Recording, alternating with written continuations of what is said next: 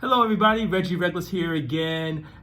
Today I have Laura Kidd with me, who is a loan officer for over 20 years. With the Michael Mann team, she's been there about 9 years, and she serves the Altoona area, of course, and beyond. So welcome, Laura. Hey, Reggie. How you doing today? Wonderfully well. Good. Thank you for taking the time to interview with me today. You're welcome. Hey, listen, so a couple of things I just wanted to ask you, and I have my notes here just to make sure I don't miss anything. Okay, so how long have you been, well, you told me how long, but what areas besides the Altoona area are you licensed in terms of real estate? So I personally am licensed in Pennsylvania, New Jersey, and Florida. Wow. Fairway is a national company. Excellent. So, I can help you find somebody in any of the states. Any state. Mm-hmm. That's fantastic. Okay. So, Laura, why did you become a mortgage lender? Not that it's bad, but why did you become a mortgage lender? Funny enough, I started as a realtor. Oh, really? Yeah. I didn't know that. And way back when, I won't say because it'll give my age. Okay. At that time, you didn't send your buyers to get pre-qualified initially. Right. You, as a real estate agent, would pre-qualify them. You'd get their income, their assets. It was before credit was is as important as it is now. Okay. And you'd give them a general idea of what they would qualify for. Okay. And then once I, as the realtor, found them a home, I would send them to the bank to go get their loan. Amazing. I didn't know that. Yeah. I did hear that credit wasn't as important years ago, like credit scores. But I didn't know that part. Okay. Yes. So what I found after a while, two things happened. One, I had my fourth child, and it became very difficult to be a realtor with a husband that worked a lot of hours and 4 children, because you have to be able to come and go so much. Sure. And also, I found that I kind of like the math side. Okay. So I had the opportunity to take a job at one time with GE Capital in their in-house department and their mortgage. And that's how I kind of segued into mortgages. Fantastic. Yeah. Wow. Well, thank you for sharing that. I didn't even know that. Yeah. I've known Laura a long time, but I didn't know that. Okay. And then what has been your most memorable experience so far? I'm so blessed. I really am blessed to work with a lot of people. That's great. One of my favorite things was a veteran who bought his first home. Okay. And after closing, he said to me, I didn't ever think it was even possible I'd be able to own a home. Wow. And it just so touched me. Sure. And that's what I love about that job, is being able to work with people to help them obtain their goal that they thought maybe never was going to happen. Wow. And it happens over and over, single mothers, couples just getting started, all of those. Amazing. Okay. All right. Thank you for sharing that. You're welcome. So I have an odd question for you. What are some of the odd requests you've had from clients? I don't get a lot of odd requests. I think because I take them all in stride. Okay. So not a lot of odd ones, but there are things that people don't know can be done. Okay. For example, let's say you want to buy a home for your mother to live in because she can't afford to buy it. Okay.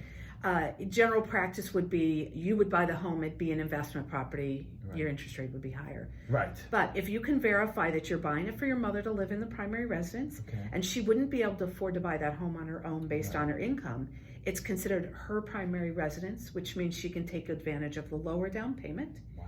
And she can take advantage of the primary advantage and lower, better interest rates. Yeah. So that's one thing. Wow. Another option is... Never heard of that. Yeah, I know most people haven't, and I've done 3 of them. Yes. So the one time I learned it, I never forgot. Yeah, absolutely. Yeah. Another thing is that a parent can buy a home for a child, let's say, that's in college. Yeah. And they're up at Penn State or they're wherever, and you want to buy a home for them to live in, even though the child doesn't have the income to afford it themselves. The parent can co-sign without the child's income and allow them to buy a home. Helps the child not have to pay dorm fees or regular rent fees, and also builds their credit. That's amazing. Yeah, so there's all kinds of different ways you can do loans that are not your typical 20% down, I'm going to live in this home forever. Exactly. And so many things that people don't know about, so that's excellent. So I'm going to take a little shift here. What are your favorite things to do, in this area? Reggie, you know this. I love to ride my bike. I do too. And I love riding on the rail trails. Wow. And I am amazed how many rail trails are around here. And so many of them almost interconnect. Yes. So you can you can go almost anywhere. In fact, we've ridden from Easton all the way down to Trenton on the trail. Not in one day. We do 15 miles down, 15 miles back, then we start. Beautiful. So that's probably one of my favorite things about this area. I have to agree with you about that. And actually, when I first started riding, I actually tried to do the whole thing because I didn't know how far it was. I was like, I'm going to have to stop and break this up. I know the problem is because you got to ride back. Exactly. That's what I realized. And what are some of your favorite restaurants? One of my favorite restaurants in this area is the Melting Pot. Melting Pot, yeah. And one of the reasons that I love that restaurant is it's a slow, casual dinner. Yes. It's not a situation where you're just going to sit and eat and then get out. Exactly. It forces you, if you do all courses, which I do, unfortunately, because I'm getting to that dessert. But that, I would say that's one of my favorite because it's just a nice, enjoyable night instead of just a meal. Yeah, right. It's a great place too. Mm-hmm. And okay, here's another random question. What is the most random thing you've ever watched on Netflix? So I'm really addicted now to a show called, I wrote it down because I knew you were going to ask me this. Big Dreams, Small Places. Really? It's a British show. Okay. Monty Don apparently is a really famous gardener in Britain. And he goes to just the average people who have dreams of building a little garden in their backyard, and he works with them to build it and construct it to an English garden, or somebody did a Portuguese garden that would normally be in Portugal or something like that. And never heard of that. And I now I'm a dream gardener. Okay. Like I'm ready to go start my own garden. I just got to get Monty Don over here. Exactly.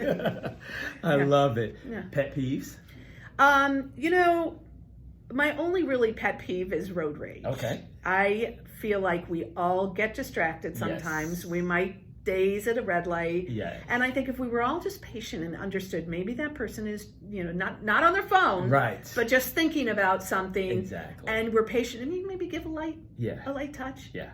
So road rage is everybody needs to calm down. Yes. I had to learn that. I'm from New York. Ah. So initially when I came to this area over 15 years ago, when someone was at a red light in New York, would that happen? As soon as it turned green, you boop. Yeah. I did that here, and the person was like, "What's the matter with you?" So I learned that you don't do that here. Or do you block the box? Exactly. So what are your greatest challenges? I think my greatest challenge is managing my work and business life. Okay. Specifically, I've seen it change more now that my children are all out of the home, which seems odd. Sure. But when your children are out of the home and you're free to come and go as you please now, you tend to work all the time. All the time. And if I'm not working, I feel guilty about not working. Yes, exactly. So I'm on a mission the last few years to work and allow myself to take personal time off and not feel guilty about it. Exactly. So that's my personal working. That actually happens to a lot of people. Yeah. Yeah, I've heard that. You feel, I do the same thing. Mm-hmm. When I'm not working, I feel guilty. I should be working, but you have to have that balance. Yeah, and you have to feel okay about it. Exactly, and enjoy it. Yeah. So speaking of enjoying things, what do you do for fun? Well, aside from riding bikes, I like to ski in the winter if there's snow this year. My least favorite thing to do. Really? Yeah. Oh, you should do it. I'm afraid of breaking something, but... You know what? You know why I like it is because when you're skiing down the slope, you can't think about anything else. True. So you can't. You don't get to ski. So it gives you your chance of mind to just release. Yes. I like to camp. I camp a lot, but I have a camper. Okay, so nice. I'm glamping. I'm glamping. Glamping, you're not really roughing it. Exactly. And a little known fact about me is that I love reality TV. So I watch a lot of reality TV. I love it. Well, we're almost finished here. That's funny. Yeah. Actually, that was my last question, Laura. All right. Yeah. Well, good. Now I got to know me a little bit better. Exactly. Yeah. Well, I really appreciate your time. No problem. And I think this is going to be great. And every time I sit down with someone, I get to learn more about them that I didn't know. Like, I didn't know you had 4 children. Oh, really? I did not know that. I do. So now I know. Fantastic. Yeah. Well, thank you, everyone. This was Laura Kidd with the Michael Mann team. She's a fantastic realtor. I've done transactions with her. Loan officer. She was a realtor. Yes. Yeah. But she's fantastic loan officer, and I've done business with her, and she really gets things done. So again, thank you, Laura. Thank You you. have a great one. All right, I will. 2